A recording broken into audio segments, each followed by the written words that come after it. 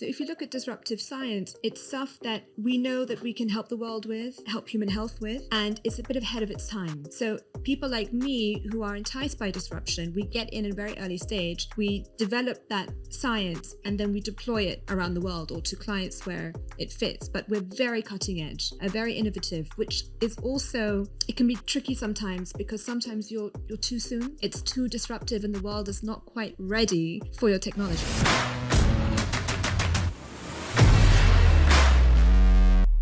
So how long did you give it? A year. And then I begged him to give me a loan to let me start my own thing. We fought. Well, that's a good question because at the time I didn't even know what you called it. I just knew that I loved science. And I would read about science. It was my bedtime reading, my morning reading. I was just fully immersed into learning about science. So I had no idea how to make money from this.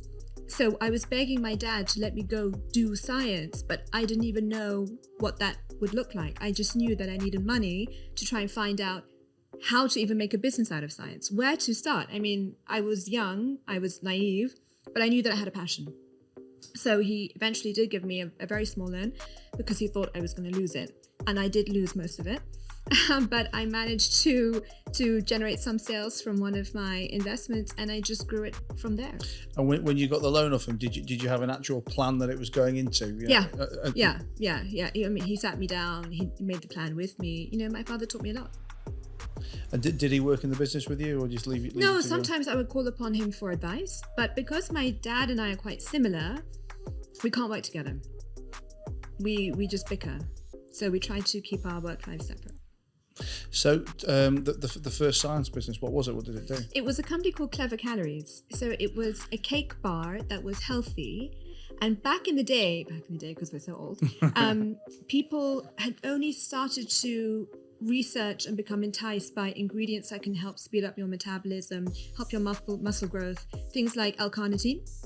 And I obviously had been researching this for many years before that because I was just genuinely interested. So I managed to find a manufacturer who would put these ingredients into this bar, and we sold it as a health food bar that sped up your metabolism.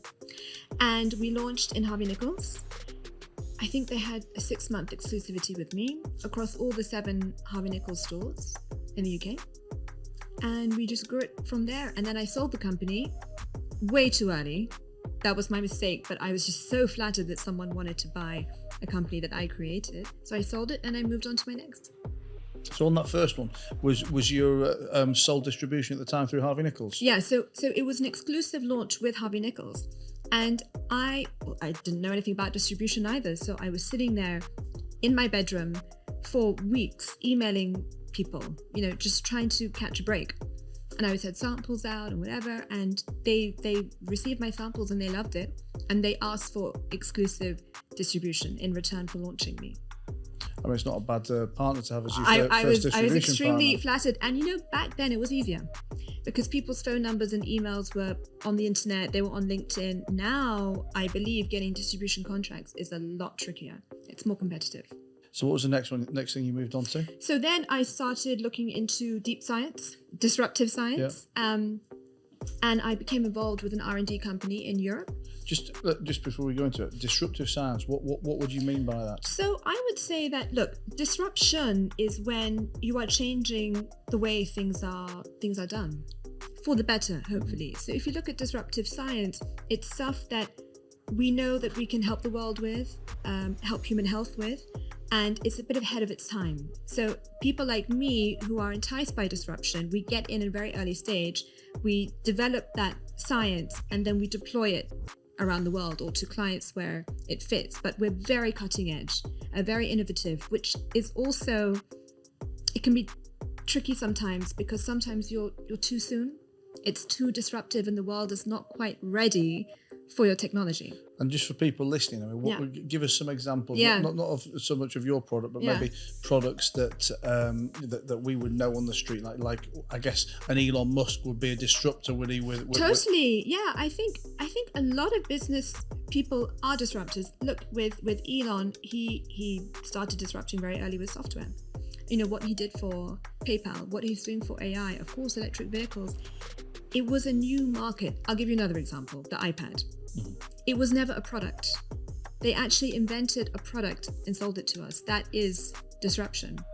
So go back to your product. I'll give you an example of something that I disrupted quite recently. So I invested in a coating. Okay. It's an invisible coating. It's a spray. You can spray it onto anything, and it will bind to that surface for 1 year. It can be your clothes, your phone, an airplane, whatever. And it stays for 1 year. Even if you wash it or you put alcohol in it, it will stay on that surface for 1 year. And on top of the surface, there are these ROSs, sort of free radicals. And they actually destroy the methane in the air. They grab the methane and they destroy it. So it's actually cleaning up greenhouse gases. And obviously methane is the most potent greenhouse gas, the most dangerous. I thought I was going to save the world. Really, I thought I was going to sell this company for $10 billion because it's so simple, well, to me. And then we put it out on the market, and I realized no one understands it. No one wants to understand it. And everyone has bought their, greenhouse gas emission contracts for the next 10 years. No one was interested in buying my product. So I thought I had just wasted a few $1 million in a few years of my life. I thought, what do I do? I've lost it. It's useless. So I had to think. I thought, okay, Sabs, come on. How are you going to disrupt this? How are you going to get this out there and make your money back at least? And I thought, what do people do every day so I don't have to change their purchase psychology to persuade them to buy my product? Because they're just not interested in what I have to say. And I thought about laundry detergent. So we put this molecule into laundry detergent. Everyone uses laundry detergent. When you put it in the wash, it binds to your clothes and it stays there until you wash it again. So you can use a laundry detergent that has my molecule inside it, and you're walking around living your life. Don't worry about me, don't think about me, but you're cleaning up the environment because your clothes are now working for the environment. Okay. So I don't need you to do the work to clean up the environment. So that's how I turned it into a product that can actually get out there and do what I wanted it to do, which is to reduce greenhouse gases.